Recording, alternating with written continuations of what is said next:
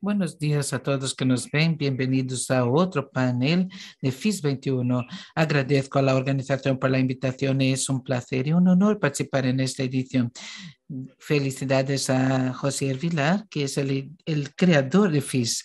Estamos empezando el panel, la base epidemiológica para la gestión de salud poblacional. Tendremos aquí al doctor Julio Croda, infectólogo, investigador de Fiocruz y profesor de UFMS, Miguel Lago, director ejecutivo de ED, y doctor Renato Veras, médico y director de la Universidad Abierta de la Tercera Edad, UNAT UERJ.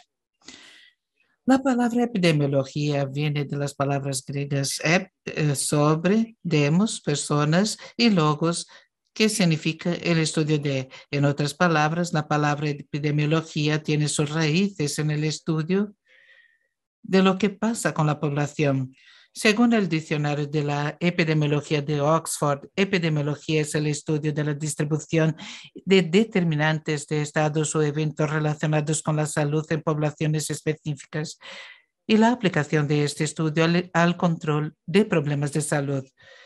Esta definición precisa quizás no esté tan viva en la cabeza de todos, pero seguramente la aplicación práctica de los conceptos de epidemiología están más presentes que nunca en estos tiempos de pandemia. En los grupos poblacionales, cobertura vacunal, variantes, población de riesgos, símbolos y una serie de elementos que son parte constante y diaria de los más diversos medios de comunicación y que van más allá de las publicaciones científicas. Una ciencia básica de la salud pública, la epidemiología incluye estudios de frecuencia, estándares, causas y estados o eventos relacionados con la salud de la población y la aplicación de este estudio para tratar de temas de salud pública. En un país de dimensiones continentales como Brasil, este estudio es fundamental con estrategias de manejo para la gestión de salud en situaciones, en diferentes orígenes y diferentes contextos. Es una práctica clave para establecer diagnósticos, planificar acciones y garantizar la eficaz utilización de recursos para desarrollar una salud de una determinada población. Y así, los epidemiólogos examinan las diferencias y ocurrencias de enfermedades y afectación sobre las poblaciones para generar hipótesis y de factores de causa de riesgo y el conocimiento de los principios básicos de la incidencia y diseminación de enfermedades en una población es esencial para la implementación de medidas eficaces de control y prevención. Y para comenzar esta nuestra conversación, yo quisiera invitar al doctor Julio Croda para que haga sus comentarios iniciales. Buenos días a todos que nos están viendo en FISWeek. Es un gusto tener aquí a este gran público de diversos sectores de nuestra sociedad tratando un tema que no se trata mucho en este tipo de encuentro, pero que es clave para entender un poco lo que pasó con el COVID-19 y que nos muestra algo del futuro. La epidemiología es la parte que de alguna manera nosotros podemos pensar nuestra sociedad, proponer medidas de intervenciones más efectivas, sobre todo para abordar las enfermedades infecciosas y crónicas. Es importante que tengamos la noción de que sin formación de calidad no tenemos intervención de calidad y no tenemos control adecuado de las enfermedades, no tenemos propuestas adecuadas de prevención, no tenemos cómo trabajar salud poblacional. El concepto epidemiológico de todas las enfermedades conduce a la reflexión de cuáles serían las mejores intervenciones, cuáles serían las mejores intervenciones costo efectivas de aquella población específica, siempre teniendo en cuenta la base geográfica de esto. Nosotros utilizamos la epidemiología en nuestro día a día todos los días. Por ejemplo, el repaso financiero que va a cada estado se basa en el consenso de IBGE sobre el número de habitantes que hay en cada ciudad, sus características socioeconómicas de ingresos, de distribución de rango de edad, sexo, enfermedades que pueden estar presentes en aquella población como prevalencia de diabetes, hipertensión, y nosotros tenemos ahí el censo retrasado El censo se hace cada 10 años y sin el censo de IBGE, que nosotros podemos estar sin entender los flujos poblacionales que ocurrieron en nuestro país, el crecimiento de determinadas ciudades y regiones, la necesidad de organizar servicios de salud necesarios para atender a la población, cuál es el perfil, si hubo cambio del perfil poblacional en términos de ingresos, de rango de edad, de distribución por sexo, de educación. Entonces nosotros llevamos este retraso en el censo de IBGE y esto es malísimo porque utilizamos mucho el censo de IBGE para realizar nuestras actividades de epidemiología porque nos da este panorama de la población, no solo la parte demográfica, sino también elementos de salud que son clave para el gestor de la salud, el gestor público y privado, para que tomen las mejores decisiones. Brasil tiene dimensiones continentales con diferentes realidades y agravios a la salud. Conocemos muy poco de Brasil y por lo tanto derrochamos muchos recursos públicos y privados que no podemos planificar adecuadamente. No logramos saber en detalle la realidad de cada lugar. Y eso de alguna manera nosotros no tenemos formación para eso y nosotros estamos haciendo desde el punto de vista de datos poblacionales el censo, que es muy importante para eso, el censo de IBGE. Tenemos que avanzar en términos de entender algunos aspectos de la salud que no están presentes en el censo y por eso hablamos mucho de vigilancia en salud que abarca diversas áreas. Una de las áreas es la vigilancia epidemiológica, que genera información de estos agravios para entender la concentración de estos agravios en el territorio y proponer estas intervenciones más costo efectivas. Claramente vivimos un momento en Brasil que la epidemiología presentó sus bases y nosotros que trabajamos con la epidemiología entendemos por qué ocurrieron algunos escenarios, sobre todo la pandemia de COVID-19. Pudimos observar durante la pandemia de COVID-19 que algunas ciudades fueron más afectadas que otras.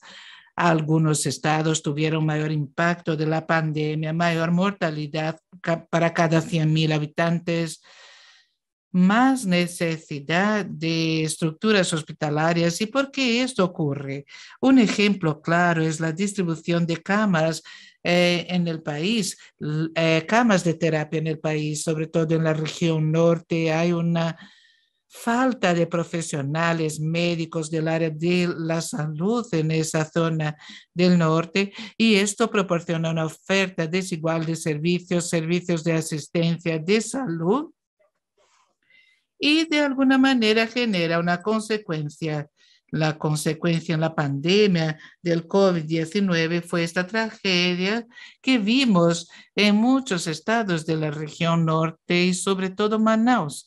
Todos se acuerdan de Manaus. Esta tragedia no ocurrió por casualidad y la epidemiología explica esto. Una ciudad con baja cobertura del sistema público de salud de atención primaria, pocas camas de terapia intensiva para cada 100,000 habitantes, tanto en la red pública como privada, y no es solo un tema de mala gestión desde el punto de vista del gestor municipal y estadual, sino en las condiciones que resultaron en el caos en la ciudad de Manaus por cuenta de la falta de infraestructura.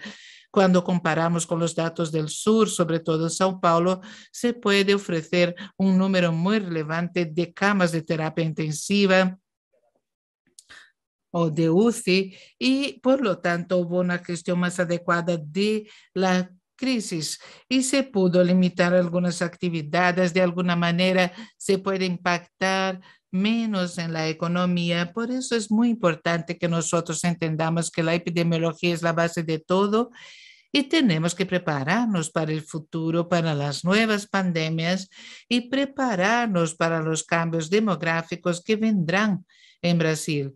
El envejecimiento, el aumento de enfermedades crónicas, estos datos se producen y son producidos por la epidemiología que está muy vinculada a la geografía, porque es parte de entender este contexto de la salud poblacional y de alguna manera empodera a gestores tanto del sector público como privado, para entender su realidad y ofrecer el mejor servicio de salud, más adecuado a aquella realidad y contexto, y entendiendo siempre que hay diferencias regionales muy marcadas en Brasil. Si nosotros observamos Brasil como país, podemos ver que son muy grandes las diferencias, por ejemplo, con relación a Europa. Entonces, con la epidemiología pudimos entender por qué los casos de microcefalia se concentraban en la región noreste, sobre todo en Recife, causada por Zika virus, y tenemos cómo entender por qué hay un aumento importante de VIH, tuberculosis en la región sur, y por qué el virus de la fiebre amarilla pudo migrar de la región norte al sureste y sur actualmente, y cómo podemos proponer medidas de intervención, por ejemplo, la vacunación. Fue lo que pasó con la fiebre amarilla. Según el virus se desplazó entre las diferentes regiones, se amplió la oferta de vacunas, y ahora es obligatorio, y todas las personas que viven en la región sur, es obligatoria la vacuna de la fiebre amarilla. Brasil tiene un sistema robusto, que es el Sistema Único de Salud, SUS, que está capilarizado en todo Brasil. Es el sistema público y funciona desde la atención primaria como los servicios privados de asistencia a la salud. Es necesario notificar cualquier enfermedad, pero es necesario también tener una mayor inversión en la inteligencia de este sistema, sobre todo en su fluidez, en su rápida respuesta para generar datos y evidencias, no solo para notificar, sino también para tomar decisiones y generar intervenciones, y sobre todo para evaluar las intervenciones si son oportunas. Tenemos mucha dificultad como Sistema Único de Salud, e incluso desde el punto que es el público, ¿no? Y desde el punto de vista también del sistema privado, de evaluar medidas, intervenciones en salud, saneamiento básico, vacunas, intervenciones relacionadas con otras áreas, pero que pueden impactar en la salud, como la asistencia a los ingresos mínimos, acceso a ingresos mínimos. Hay mucha discusión. La vigilancia en salud supera las bases de la epidemiología. Es el término más moderno para discutir un poco sobre la inteligencia poblacional en la salud. Son herramientas clave para, sobre todo, frenar nuevas pandemias y contenerlas, ¿no? Y nosotros tuvimos la pandemia de COVID-19, que fue un desastre, tuvo un impacto enorme en la salud y en la economía, y podríamos haber manejado mejor eso si utilizáramos más adecuadamente las bases epidemiológicas. Eso en el sentido de proponer intervenciones más adecuadas, interviniendo en cada escenario socioeconómico, en cada escenario social, que esas diferencias que existen en Brasil nos imponen. Podemos discutir en ese escenario la oferta de pruebas diagnósticas para el COVID, ofertas de cama en la UCI. Podemos entender que en algunas regiones existe mejor cobertura de vacunas. O sea, yo diría que la baja cobertura de las vacunas tiene un origen y existe una necesidad de ofertas, de pasaportes, de vacunas en algunas regiones debido a la resistencia de la población. ¿Por dónde va ese concepto más amplio de salud comunitaria, que es una de las bases de la epidemiología clásica? Muy bien, me detengo aquí, pues tenemos otros conferencistas en esa mesa redonda y tenemos 20 minutos para discutir sobre el tema. Yo me voy a enfocar más sobre las bases epidemiológicas relacionadas a las enfermedades infecciosas específicamente, pero estamos aquí abiertos para discutir la gestión y cómo la epidemiología puede discutir en la gestión. Muy bien, muchísimas gracias. Miguel, ¿puede por favor comenzar? Gracias, doctor. Muchas gracias. Es un honor estar aquí. Le agradezco al FIS y a todo el equipo. Quiero agradecerle también a mis interlocutores, tanto a Carlos como doctor Julio y Renato. Después de que el doctor Julio y Renato hablen, es difícil hablar de epidemiología. Ellos son los especialistas de hecho, pero Julio explicó muy bien la base de todo. Entonces, solamente complementando lo que Julio ya nos dijo, uno de los puntos que él mencionó aquí y alertó es que la mala calidad de respuesta en la pandemia se debió al hecho de que no estamos usando bases epidemiológicas como los orientadores hicieron. Por lo tanto, eso es una verdad y un elemento aún más importante para destacar. Brasil desarrolló en los últimos 20 o 30 años un problema básico, que es uno de los mayores del mundo, si no es el mayor, y en este país continental. Por lo tanto, hoy, digamos que ese es un modelo para el CDE, en el cual Brasil desea entrar, pero es un lugar para países ricos. Pero las recomendaciones de salud pública, por ejemplo, incluyen a la familia como un gran programa de orientación básica. Y en la estrategia de salud de la familia, casi tenemos 300.000 agentes comunitarios esparcidos por el mundo, como agentes que tienen la confianza de esa comunidad que ellos tratan, que es uno de los elementos más importantes de la salud pública. La población confía en esos agentes de salud y esta no fue usada adecuadamente.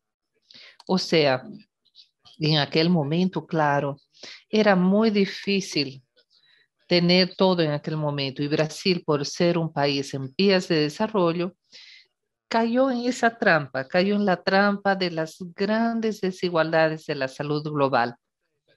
Entonces tuvo poca capacidad de comprar pruebas, tuvo muchos problemas de insumos en esos primeros meses, pero tenía una estructura extraordinaria que no fue utilizada, o por lo menos no se la usó como debería haberlo hecho, para así identificar, reforzarse estos mensajes y por ello ejercer ese papel de seguridad epidemiológica.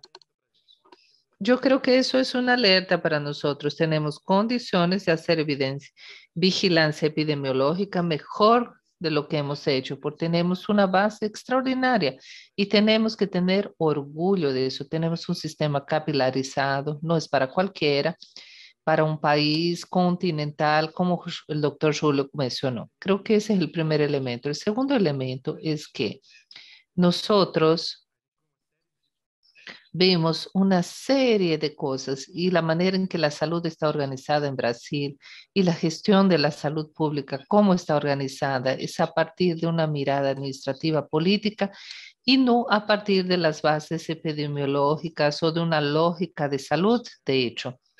Nosotros entonces, la manera en que el SUS está en la Constitución, dio una prerrogativa muy grande para los municipios. Tenemos más de 5.000 municipios en Brasil y ellos se orientan mucho más, la tendencia de ellos, los estímulos políticos, están más para construir un hospital, siempre para entregar algún tipo de equipo de salud que pueda entonces tener negocios y no necesariamente para aquello que aquel municipio, aquella región de salud necesita. Entonces, es una lógica epidemiológica, una lógica de salud de la población que pueda organizar la salud dentro del SUS es totalmente necesario. Claro que entendemos esas políticas y es una lucha política muy grande porque los municipios no van a dejar de lado ese deseo de tener esa autonomía municipal. Pero es importante que cada vez más los municipios estén coordinados con otros municipios con el objetivo de crear y organizar los sistemas de atención a la salud a partir de las necesidades y demanda de la población y no a partir de una demanda lógica, político, electoral, municipal.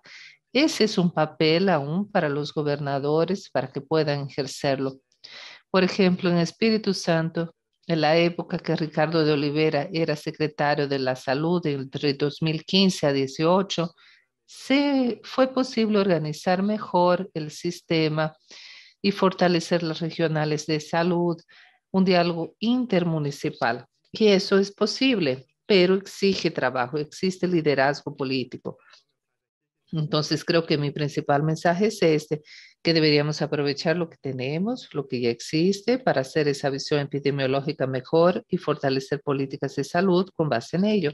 Pero también vamos a mirar y ver cómo podemos reformar la salud, cómo podemos repensar el sistema de salud, siempre con base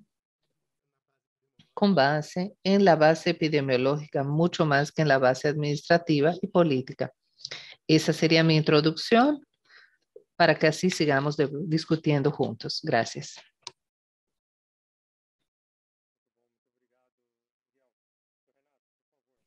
Excelente, gracias, Miguel. Renato, por favor. En primer lugar, quiero agradecer por la dirección del FIS, por la invitación a mi querido amigo, fraterno, amigo José Vilar, con quien ya trabajé por muchas décadas aquí. Y pues bien, voy a intentar entonces hacer una presentación hablando sobre las cosas muy, pero muy claras que se deben hacer. Pero lamentablemente hacemos todo al contrario.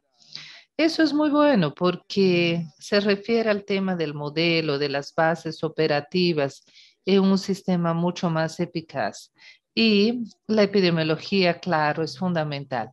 Les propongo entonces que pensemos en algo sumamente sencillo, que todo mundo va a estar de acuerdo con eso. Y ahí ya entra el primer punto. Nosotros tenemos un discurso por un lado, una práctica por otro, lo cual es un absurdo muy grande. Cuando nosotros hablamos sobre salud, modelos esenciales, obviamente esto debe ser resaltado como un grupo que más crece en el país, en todo Brasil, y Brasil está alcanzando tasas muy grandes. Y la tendencia entonces, pero no la tendencia, la seguridad es de que esto aumentará cada vez más.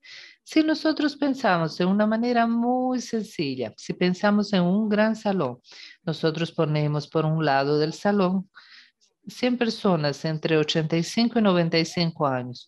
Y por otra parte, nosotros ponemos 100 personas entre 15 y 20 años o 25 años. Y le preguntamos a cualquier persona, una persona que pasa por la calle y que nada tiene que ver con salud, y le hacemos una pregunta muy sencilla. ¿Cuál es el grupo más frágil, el de la derecha o de la izquierda? La gente no sabrá. Claro que los ancianos son los más frágiles. Y eso es cierto. Pero es cierto ¿por qué? ¿Por qué el anciano es frágil? ¿Por qué el anciano tiene más enfermedades? ¿Por qué? Bueno, imagínense un corazón que está latiendo 70 veces por minuto hace 80 o 90 años. Claro que es un corazón más fragilizado, más débil y las enfermedades están presentes. Entonces, en el modelo de salud que nosotros necesitamos implantar, es más, el modelo de salud, a grosso modo, de una forma bien caricata, tenemos dos grandes modelos, el modelo de la fragmentación de la base hospitalaria, especialistas, o el modelo inglés de 1948, donde hay una lógica. Por ejemplo, un médico que tiene una cartera de clientes. Y cuando la población envejece, lo más importante aquí es la coordinación de los cuidados. ¿Por qué? Porque se tiene absoluta seguridad que esa persona va a tener un conjunto de enfermedades crónicas. Entonces, para ello hay que tener una lógica totalmente diversa de la que nosotros practicamos. Nosotros no podemos tener la puerta de entrada del sistema como emergencia en el hospital. Nosotros no podemos tener un médico que tiene 4, 5, 6. Un médico tiene 4, 5, 6 médicos. ¿Por qué? porque él es totalmente el ego, él elige, tengo un dolor en este brazo, tengo un problema cardiovascular, etcétera, o es pulmonar, no, puede ser un problema del hígado. Es decir, empiezan a buscar médicos en el sistema único de salud o en el sector privado, con un librito. Pero eso, ¿saben? Eso llega prácticamente a las rayas de ser un gran absurdo. No debemos entonces estar de acuerdo con eso y principalmente debido al tema de la baja calidad asistencial, de la ineficacia y del alto costo. Por lo tanto, el sistema de salud podría ser mucho más resolutivo, mucho más barato y cuidar a la gente y principalmente a la población, porque sabemos que tendrá enfermedades crónicas si nosotros tenemos, por ejemplo, un instrumental epidemiológico, los screens que se realizan que tienen un grado de acierto y una capacidad de identificación de 85 o 90%, pues es casi igual a un médico que tiene más. Pero bueno, nosotros tenemos instrumentos sencillos, tenemos que tener historias clínicas que sean mucho más inteligentes y que tengan una lógica de seguimiento. Entonces, el médico no puede escribir una historia clínica solo sobre patología. Él vive en una comunidad, tiene familiares, tiene dificultades emocionales, tiene temas nutritivos. En fin, tiene la rehabilitación que es necesaria para el anciano. Entonces, por eso nosotros trabajamos con gerontólogos, que son enfermeras, psicólogos, nutricionistas, es decir, un equipo que yo llamo de instancias leves de cuidado. Son personas que al cuidar de una cartera de salud reciben un resultado tan bueno por el apoyo que le dan a esa población. Y más que eso, ese apoyo permite también aumentar la calidad esencial y reducir el costo. Por ejemplo, logramos hacer que un promedio para la población de 6-7% de internación sea un costo de 6-7% de este grupo de población y que por cierto aumento de 60-65% los costos de salud en el hospital y se los redujo a 40%. Y hay mucho más dinero para invertir en las instancias leves, en el cuidado básico, en el seguimiento y así usar menos esa gama de especialistas o bien, como dije, en el hospital de la base hasta el sistema. Soy médico, soy profesor titular, estoy en esto hace mucho tiempo, por lo tanto, no me estoy hablando mal de los médicos ni de los colegas, simplemente del uso excesivo de especialistas es algo malo. Malo porque se tiene un conjunto de médicos y esos médicos, cada uno prescribe remedios, cada uno hace su solicitud de exámenes y eso no es guardado en una única historia clínica. Cada médico lo tiene en su computadora. Es decir, son máquinas de escribir modernísimas que las personas tienen y una no conversa con la otra. Es una inteligencia, es una historia clínica que de hecho se pueda usar como un sistema de salud donde el médico gestor, el médico de familia, el médico generalista coordine esto. Y si hay necesidad de pasar a un especialista, claro que lo hará, pero él volverá a la consulta y eso no va a estar registrado en su historia clínica. La familia tiene un papel fundamental porque cuando se habla de ancianos hay que hablar de la familia, aquellos que lo acompañan, aquellos que lo protegen, personas que están en realidad haciendo la coordinación de cuidados dentro de la residencia de la persona en su cotidiano, actividades de participación, nuevas cosas, porque en la universidad, por ejemplo, hace 28 años que esos son premiados por la Organización Mundial de la Salud, justamente porque ellos tienen una mirada muy amplia. La necesidad que nosotros tenemos de la producción científica, ya que yo soy editor de la revista de gerontología en el área de la geriatría y gerontología, y tenemos que tener soluciones totalmente distintas de esa práctica que nosotros vemos en los días actuales. Es decir, el tema, mito de que el anciano cuesta caro, sale caro. Eso sale caro, sí, si el modelo es fragmentado. Eso ocurre porque el modelo es de mucha intervención y de pocos resultados. Entonces, esos temas me gustaría entonces ponerlos aquí en pauta y así traer el tema epidemiológico, traer el tema de las formas de seguimiento de las instancias leves, un equipo de salud, no necesariamente de médicos. Yo participé en un gran proyecto con la INS en el 2016-17 con Marta Oliveira, que fue directora, y Marta fue mi alumna de doctorado. Y nosotros discutimos mucho sobre ese tiempo interesante de la agencia e hicimos un proyecto poniendo las bases que era, digamos así, el modelo que nosotros pensábamos ser ideal. 118 empresas participaron, hicimos una selección y sorpréndase, solo 6 tenían un modelito, digamos así, mucho más cercano de ese tema. El modelo antiguo de Inglaterra, por ejemplo, en 1948, en el cual se tiene un médico gestor que conduce el proceso y que es un médico calificado, bien formado. No entro aquí en el tema de pago de desempeños ni nada de eso, que son temas tan importantes, pero en sí es solo para mostrarles que nosotros estamos en el sector salud con una esquizofrenia, porque nosotros decimos una cosa y practicamos otra. Entonces yo no conozco ningún gestor y fíjense que conozco a muchos amigos míos y todas las personas, todas aseguran, no, en mi sistema hay una gestión de equipo. Todo mundo es a favor de la prevención, de la promoción de la salud, de la coordinación de cuidados, del médico gestor responsable. Y uno ve eso y lamentablemente no es así.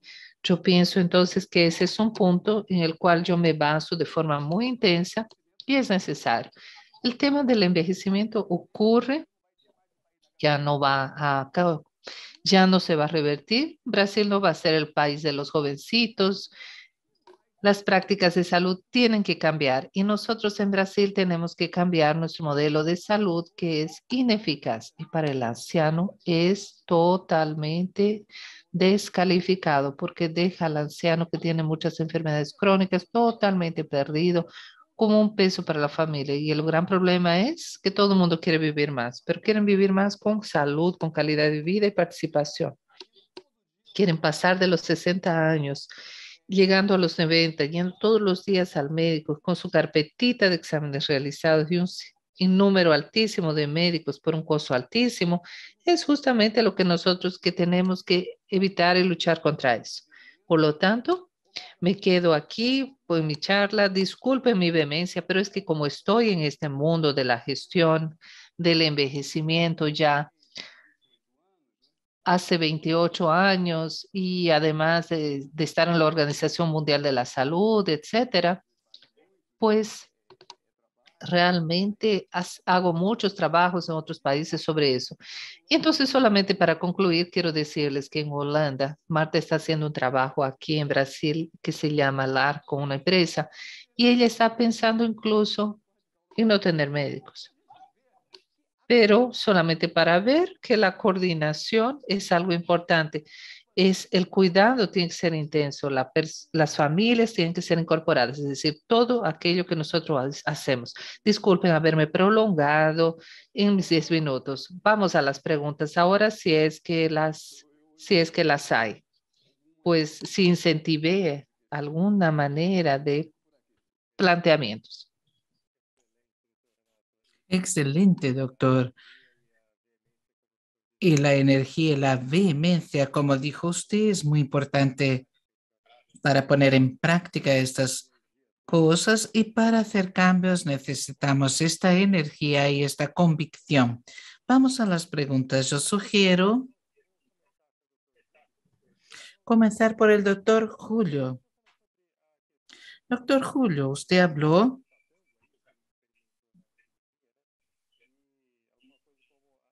que usted habló de la tragedia que vimos en la región norte del Brasil y la epidemiología puede explicar por qué hemos tenido esta tragedia en la región norte.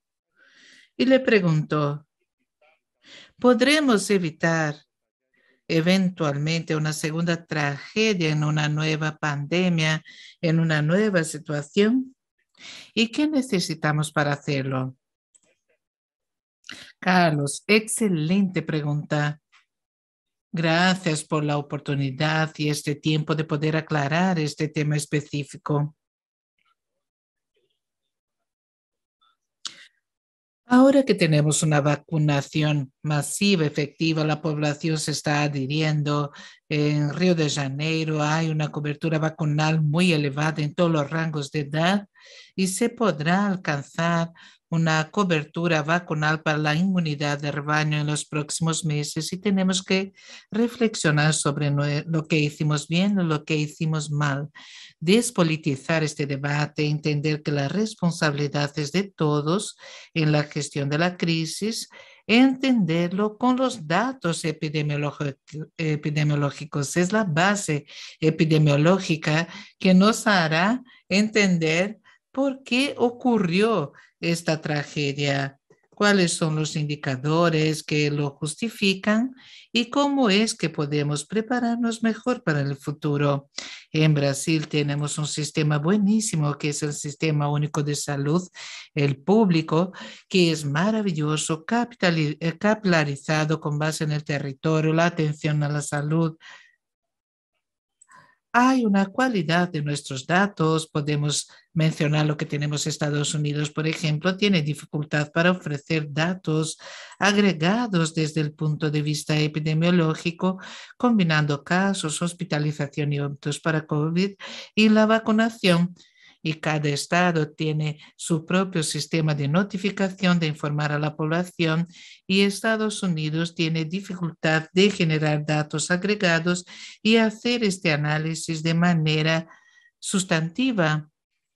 Y tenemos una ventaja, tenemos un sistema fuerte, robusto, que notifica, sabemos monitorear muy bien nuestros datos, nosotros podemos tener algún tema de subnotificación por falta de acceso a diagnósticos, pero la hospitalización y óbito que hemos utilizado mucho a través de CIVEP, GRIP, son dos sistemas muy robustos y buenísimos porque hay que notificar todas las hospitalizaciones por GRIP y por óbito. Tenemos mucha subnotificación desde el punto de vista de muerte, pero en México, por ejemplo, tenemos más de 60% de subnotificación de óbitos.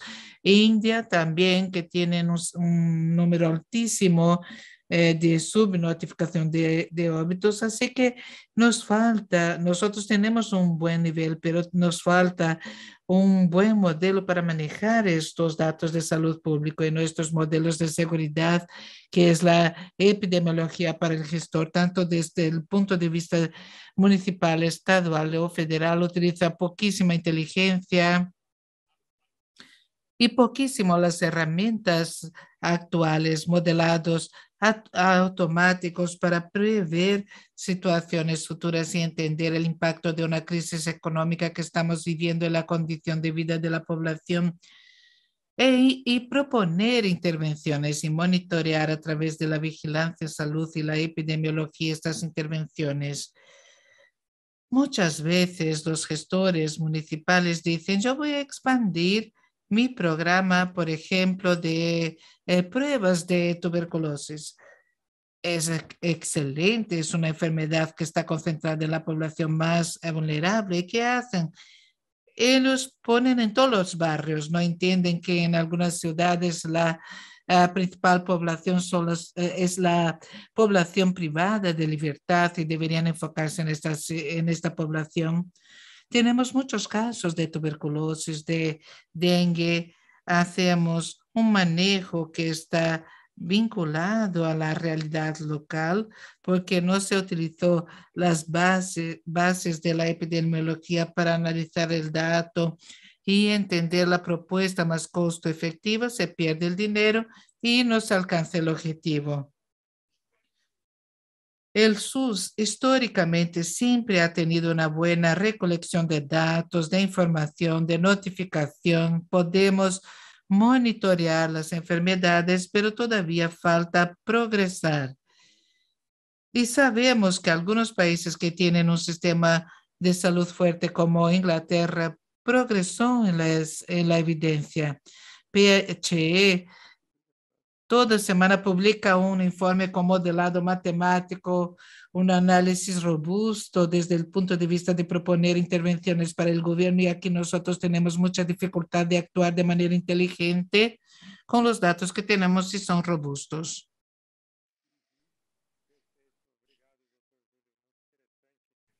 Gracias, doctor Julio, muy creciente, muy, agrega mucho a nosotros. Y este tema de progresar con inteligencia, voy a conectarlo con lo que dijo Miguel de cambiar la mirada a una mirada administrativa política y cambiarlo a una base epidemiológica. Y le pregunto a Miguel, ¿cuáles son los estímulos e incentivos que tendríamos que tener en la gestión?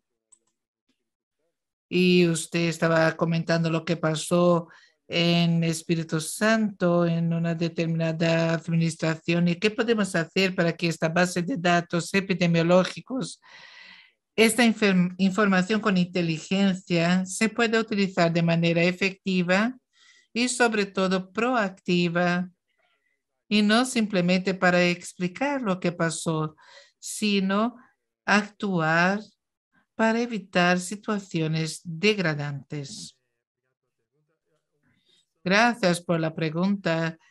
Espíritu Santo hizo sobre liderar políticamente y técnicamente.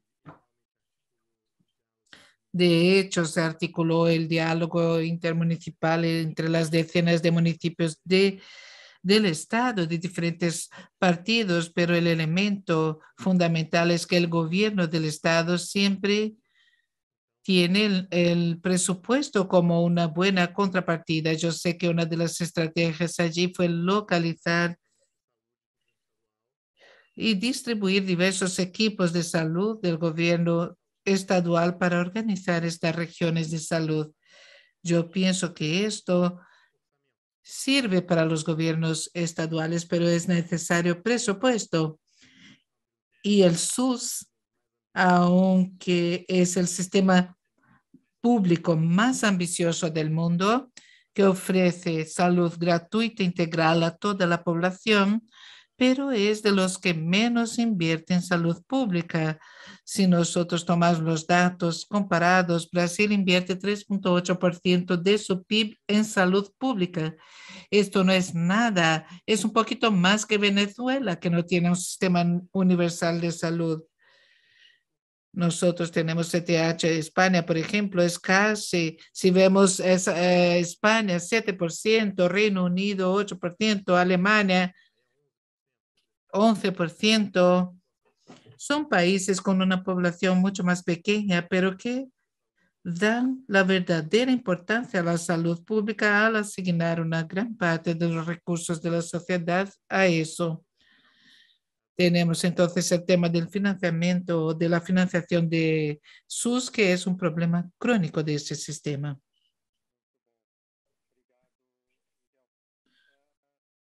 Gracias, Miguel.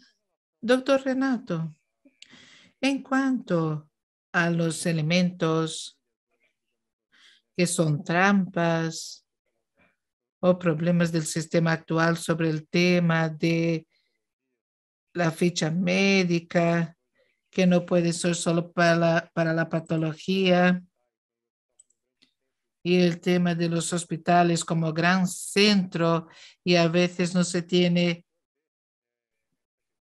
el seguimiento adecuado. ¿Y cómo ve usted este tema y utilizando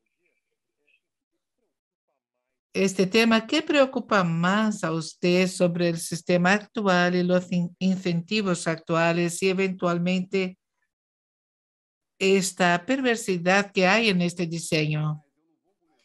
Lo que me preocupa más, yo no voy a empezar porque necesitaría aquí hablar durante 3 horas sobre preocupaciones y cosas mal hechas. Vamos a hablar de inteligencia, por ejemplo, la información es clave Y por eso nosotros del área de la salud pública, del envejecimiento colectivo, como nosotros decimos, tenemos una preocupación tan grande por la historia médica. Una persona con 3 o 4 enfermedades crónicas que van a los médicos 5 o 6 veces al mes. ¿Cuántas historias clínicas hay de esta persona? Cada una con una información. Es un absurdo. Estamos en 2021, casi llegando a 2022. Tenemos que tener una tecnología basada con sabiduría en la historia clínica, y estas acciones son sencillas, pero es necesario tener una lógica. Hay que abrazar este tema. Otro hecho también es hablar como si esto fuera muy obvio. Usted me podría preguntar, pero si es tan obvio, ¿por qué no lo hace? Porque nosotros tenemos un modelo de muchos y muchos años que existe desde la escuela médica en el área de la salud de una forma, un modelo que no es eficiente. Es imposible querer que las personas cambien algo que a lo largo de su vida practicó. Yo, cuando armo consultorías, modelos asistenciales, digo, yo quiero un médico que tenga por lo menos 5 años de licenciado, de graduado, y que tenga, y no quiero nadie con más de 30 años. ¿Por qué? Porque la persona ya está consolidada en su área, es un gran cardiólogo, un gran pneumólogo, ya no tendrá una visión global. No va a contemplar un equipo de apoyo que en realidad son los gerontólogos, que son espléndidos. Las personas no pueden pensar de manera sencilla. Si nosotros sabemos que la gran mayoría de las personas a partir de los 50 años tendrán enfermedades crónicas y la enfermedad crónica después de instalada no regrede, de la misma manera que nadie conoce a una muchacha medio embarazada o está embarazada o no está. Entonces, a partir de la enfermedad crónica, si no se hace nada, la seguridad que tenemos es que va a empeorar. Y es un problema que no es una enfermedad crónica, sino una multiplicidad de enfermedades crónicas. Y si organizamos un sistema en donde hay el médico que sigue con una base de apoyo, con el uso de la información de epidemiología y una ficha o una historia clínica buena, podemos disminuir mucho la hospitalización en su tiempo. Y podemos ofrecer un cuidado mucho más grande, no solo al enfermo, como a su familia, a su grupo social. En proyectos de centros ambulatorios que vi en Inglaterra, donde hice mi doctorado, hay lugares donde no es solo consulta, hay charlas.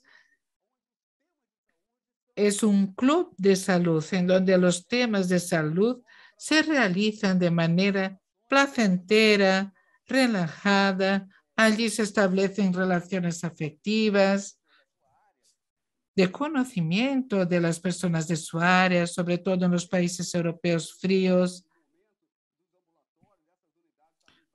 Un invierno en donde estos centros ambulatorios podrían estar vacíos, pero no, las personas van porque hay comida, hay conversación. Entonces tenemos que pensar la salud de manera más amplia, es clave.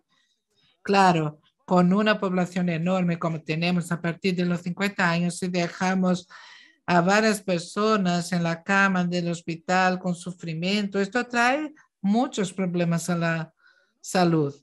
Llegar a una edad de más de 50 años hoy es fácil, pero no queremos que a partir de los 50 años usted tenga otros 40 de sufrimiento.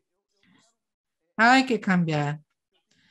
Y para terminar, quiero resaltar que tengo queridos amigos, gente del área de la salud, gente fantástica que dice que practica en su empresa incluso directores sectores del SUS que practican la medicina preventiva moderna. Mentira.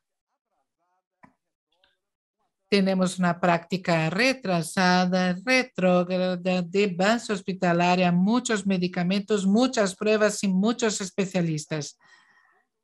Esto no puede, no estoy en contra de los hospitales y especialistas, estoy en contra del gran acceso y la ineficiencia del modelo que practicamos.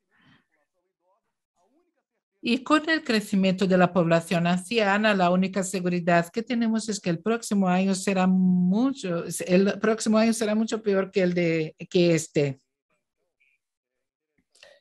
Preguntas de la asistencia. Para el doctor Julio Croda. Dos que tenemos. Hay todavía una gran ineficiencia en cuanto a llevar la información adecuada por cuenta del gobierno. ¿Cómo superar esta barrera? Una nueva ola de infecciones de COVID-19 ya empezó en Alemania y otros países. ¿Cómo hacer frente a ella? Voy a empezar por la segunda porque la primera es una consecuencia de la segunda. Cuando miramos Europa, podemos ver Alemania que tiene una tasa de cobertura vacunal de 60%. En Brasil tenemos 58% de vacunación completa con la primera dosis, 76 o 77%. Es decir, en la primera dosis estamos mejor que Alemania, pero la segunda dosis estamos muy detrás de Alemania. Cuando vemos los países que hablan alemán, Austria, algunos países vecinos tienen baja cobertura. La ex Unión Soviética y Rusia tienen bajas coberturas. En esta nueva ola de Europa dividimos los países en dos grupos, uno en donde hay aumento de casos, pero sin un aumento importante de hospitalización y óbito. Podemos mencionar España, Portugal al frente y después Reino Unido y también podemos mencionar ahora los países en donde aumentaron los óbitos, que es donde la cobertura de vacuna está por debajo de 80%, que son los países de la Europa Occidental, ex Unión Soviética, Rusia. ¿Y por qué los demás no? Porque compraron vacunas, son productores de vacuna. Rusia vendió a Brasil una gran cantidad de dosis, pero en estos países hay un movimiento antivacuna muy fuerte. Esta ola está relacionada con la flexibilización de las medidas preventivas, la no obligatoriedad del uso de mascarilla, no hay medida preventiva, pero hay un aumento en hospitalización y óbitos, un mayor impacto en la sociedad. Y todo esto fue flexibilizado debido al movimiento antivacunas muy grande, principalmente en Rusia, por no creer en la propuesta del gobierno. Y allí se debe mucho más a un sistema más totalitario. Y en Brasil no es así. En Brasil tenemos excelentes coberturas vacunales hasta el momento. Eso porque en estudios realizados en América, el brasileño tiene más aceptación a la vacuna, el 94%. Entonces, si tenemos que defender la vacuna a todo momento y no podemos dejar de lado cualquier grupo de red social, no podemos dejar que cualquier argumento contra las vacunas afecte. Hemos llegado en este momento en Brasil a esa tranquilidad. Eso no porque haya habido gestión de algún gobierno, alcalde o población en general, sino porque la población simplemente adherió a la vacuna. Tenemos entonces esa propuesta de que la vacuna te transforma en cocodrilo, cosas así, el hecho de no apoyar la vacuna en situaciones o como de no exigir el pasaporte de la vacuna en situaciones de elevado riesgo por multitud, como se ha hecho en Río de Janeiro. En fin, es necesario trabajar la comunicación. Y esos países ricos están siendo penalizados por la falta de información. Esa falta de información que circula en las redes sociales, la falta de información que lamentablemente existe también en Brasil y en el momento actual, lamentablemente, parte del gobierno federal. Eso es triste. Esa es la realidad y entender eso es fundamental.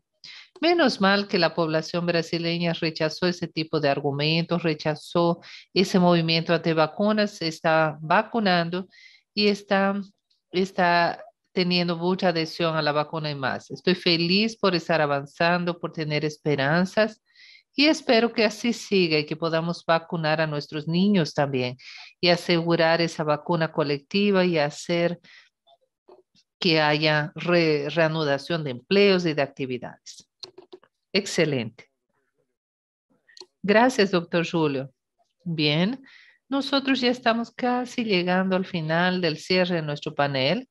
Entonces voy a hacer aquí, le voy a pedir a Miguel que, que comente sobre algo que es súper importante. Y la pregunta es esta.